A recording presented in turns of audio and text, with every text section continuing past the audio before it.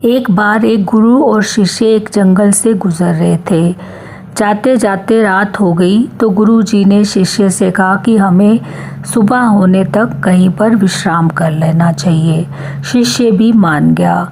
गुरु जी ने कहा कि पहले आधी रात तक मैं सो जाता हूँ और उसके बाद तुम सो जाना। यह कहकर गुरु जी सो गए और शिष्य पहरा देने लगा।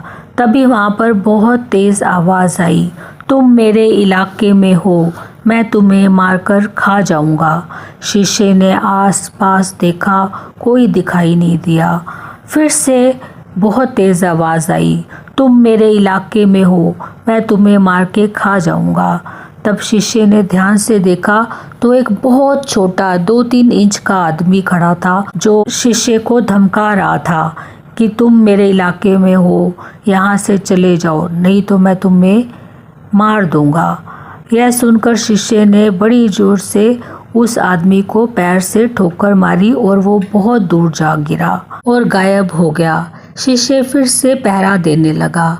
फिर से वही आवाज़ आई, तुम मेरे इलाके में हो, अभी इसी वक्त चले जाओ, नहीं तो मैं तुम्हें मारकर खा जाऊंगा। शिष्य ने देखा वह आदमी फिर से वहाँ पर आ गया है, लेकिन इस बार उसका साइज़ थोड़ा बड़ा हो गया है। शिष्य ने फिर से उसे एक ठोकर मारी और वो दूर जाके गिरा। इस तरह से वह जितनी बार उस व्यक्ति को ठोकर मारता उसका आकार उतना ही बड़ा होता चला जाता और देखते ही देखते वह व्यक्ति बहुत बड़े राक्षस में परिवर्तित हो गया। और फिर शिष्य और राक्षस की लड़ाई होने लगी। जब लड़ाई शुरू हुई तो गुरु जी की नींद खुली।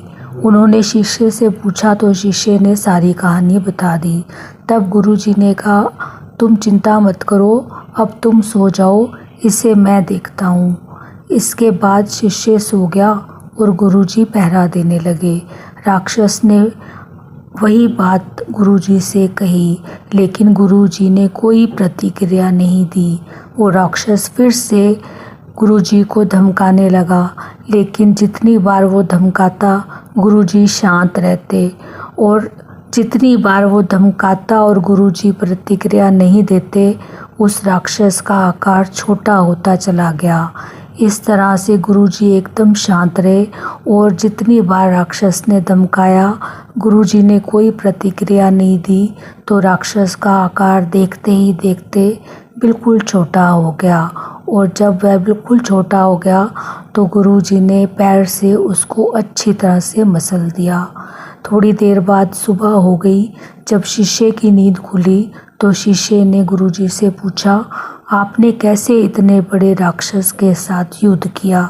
तब गुरु जी ने कहा, वह कोई राक्षस नहीं था, केवल एक परिस्थिति थी, एक समस्या थी जो वास्तव में थी ही नहीं। हम किसी भी परिस्थिति या समस्या को कुरेदते रहते हैं और हम कुरेद कर उस परिस्थिति को बड़ा कर देते हैं।